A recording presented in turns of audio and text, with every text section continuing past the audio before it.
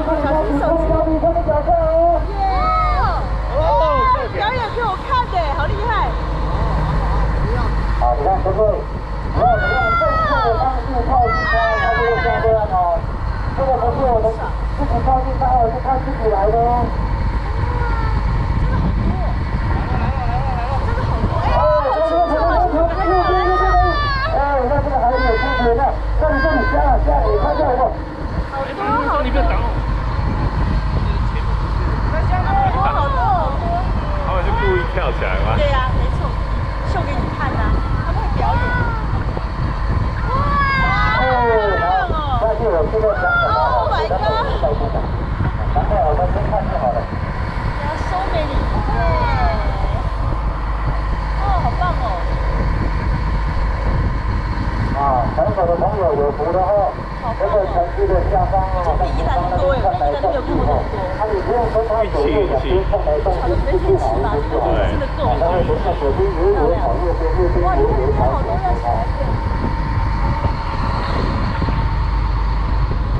好，来，我们等一下再一次哦。哦，我们现在扣补，再一次哦。换边换边。啊，听有听到我们船长开船的方式吗？他们的主群体在那个地方，我们船只在绕行的时候呢，不能往主群体的方向绕，要从它的外围绕过去。哦，让他们觉得我们对他们是没有影响的、没有危害的哈。来，准备哦，准备要靠近哦，船手的朋友小心哦，都会在你脚下哦。我去楼下。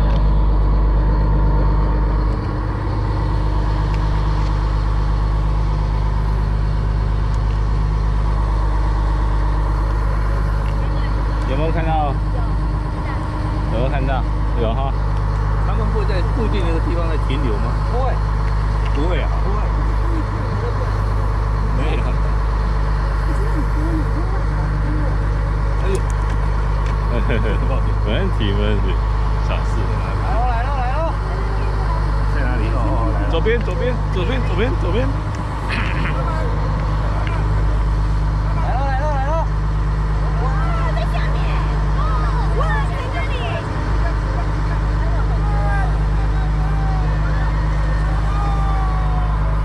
哇，前面，在旁边。在哪里？对，下面。你们要下去吗？我也想下去耶。哇，还有飞鱼耶！有没有看到？飞鱼有没有看到？要不要到楼下？可以去楼下看。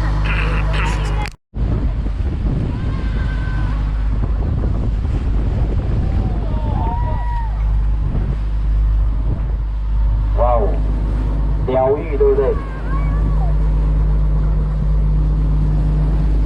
你有拍到一张很厉害的啦，有一张就够了，很厉害的。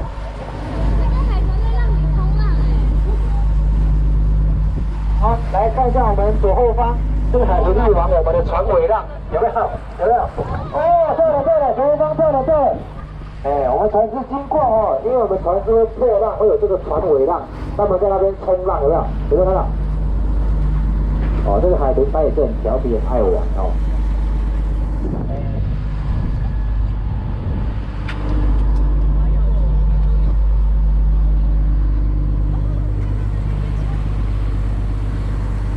好，主群体现在在我们船只的左后方，有看到吗？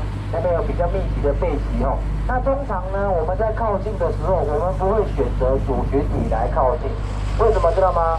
因为主群体里面呢，根据我们的经验判断哦，里面都有宝宝，里面都有小海豚，哦，所以我们不会选择强行一定要接近这个主群体，我们一定是从外围，我们一定绕开他们的外围。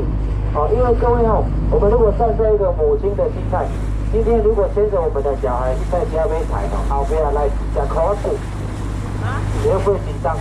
会嘛？我们今天就扮演这个头拉虎的角色啊。哦，所以这个主群体里面的这个妈妈们就会紧张。哦，所以我们就选择不要去靠近这个主群体，我们来观察这个外围的，而且外围的通常比较活泼的哦。来，你都可以来体验一下超船。我们不会讲开船，我们讲超船。哦，在海上超船哦，你要把船哦，开到一个直直哦，不是那么简单哦。我们在海上有风势，对不对？有洋流，对不对？所以你船只呢，只有办法开到直，就通过了。哦，我们现在是在这个一望无际的大海上面哦。要不要换船长？吃了要不要开看？吃了，每个人都可以试看看哦。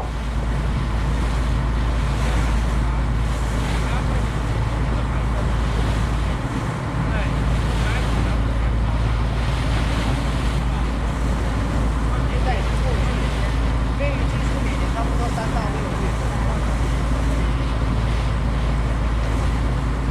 好，那这边呢，各位朋友们，知道我们海星号的故事吗？不知道哦。好，前2天的新闻大风涨，你拢知道哦。张伯你看新闻哦，这样也好了哦。坐游览车。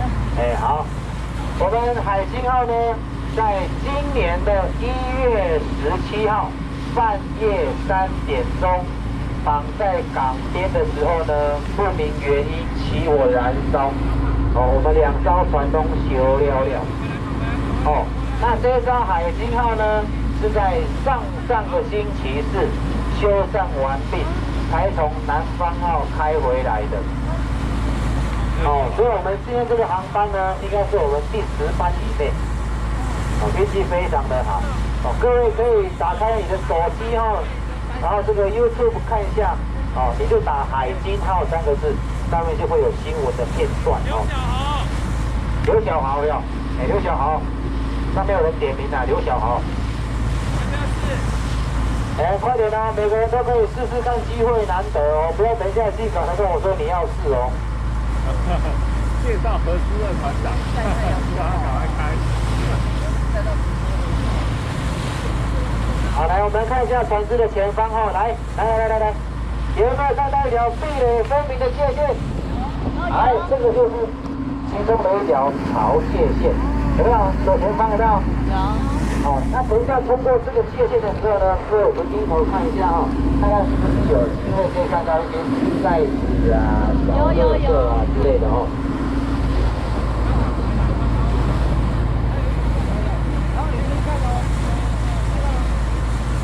我们注意看一下船只右前方这一条潮界线潮界线以内跟我们到潮界线这一段，你有没有发现2股水船海洋的纹路不一样？有没有？有。除了颜色不一样而已，它的波纹也不一样，那就表示这2股是不同性质的水船因为我们有相同的条件，海面上的风是同一个方向的，对不对？那有相同条件，但是海面上呈现不一样的情况，就是很明显对比2股不同性质然后我们通过了，注意看一下，垃圾、袋子、树叶、海藻，有没有？有看到？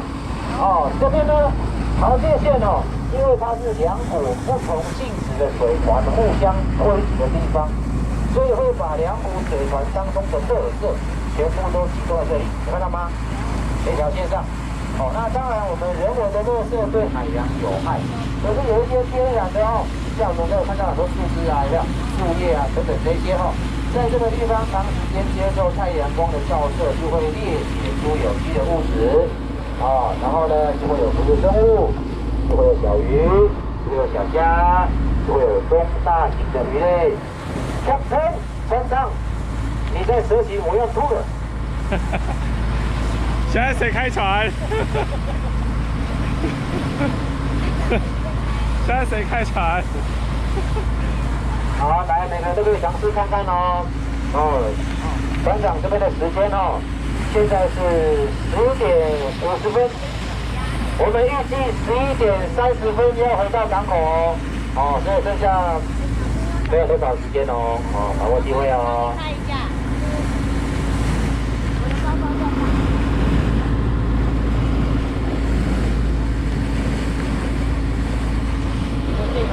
船只要还没有进到港口，只要是在海上，通通这么近的。这样2点多钟，我要放弃啊，刚半夜这样啊。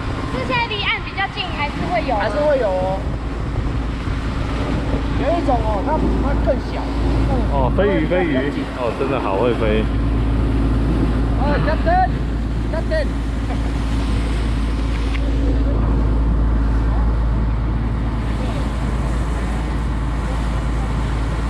报告那个船长，你这个方向没有风很热转一下，我们标台这边会流汗，吹口风。OK， 可以，通过。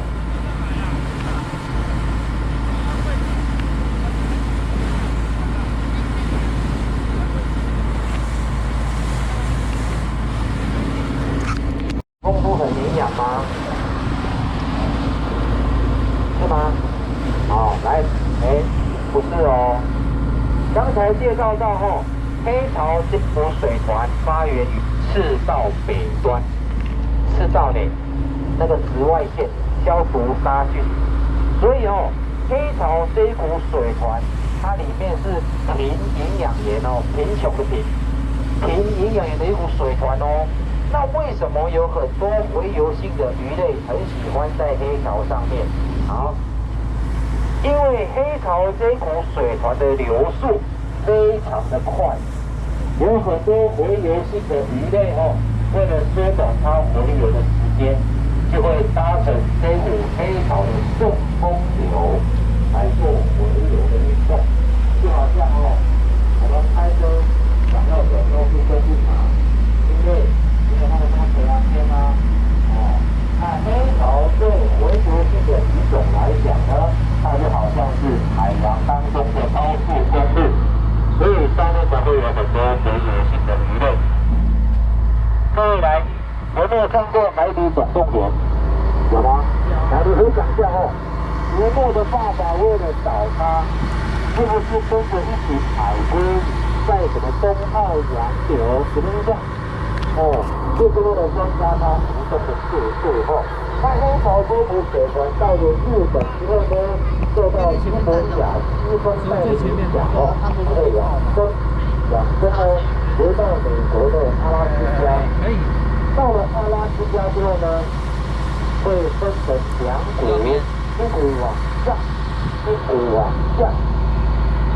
往上的这股呢叫做阿拉斯加暖流，往下的这股呢叫做加利福尼亚洋流。他走了，直升机了，是否？好好开场，不要回头。会沿着美国的西岸，再回到赤道的北端。所以这股水船呢，它是专门在北太平洋这个地方转流。所以日本311地震的时候啊，不是有很多的船落海了、下海了，所以2年之后，他又回到日本了。哦，就是受到这股水船哦，在北太平洋环流的关系哦。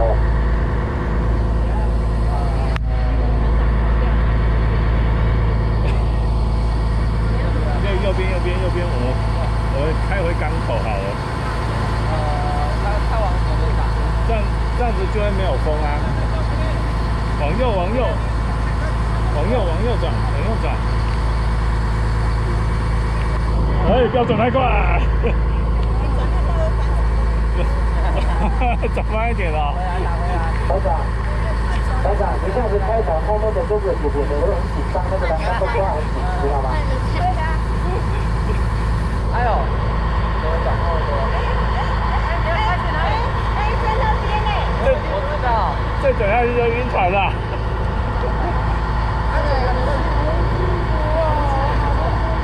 这边嘛。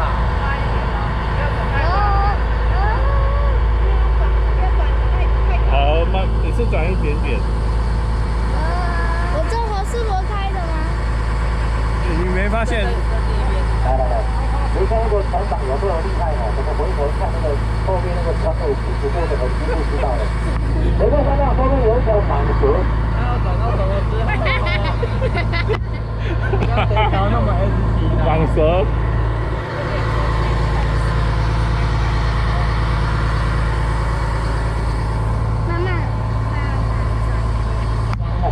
这个我的办公室呢，我们都在我的办公室发言呢。小朋友跳小号，很好。你如果真的受不了，你真的不行，我等下坐下哦。左边。姿势100分。或者是看最高的栏杆，很好。下去吧。姿势100分。我们那这个是爬路摇摇。左前方有一艘。现在船还没有在摇的情况哦。船长，你要看好船长。右边。感觉真的会。你小心开，反正姿势100分，跳水100分了。给我过来好吗？好，小朋友清场。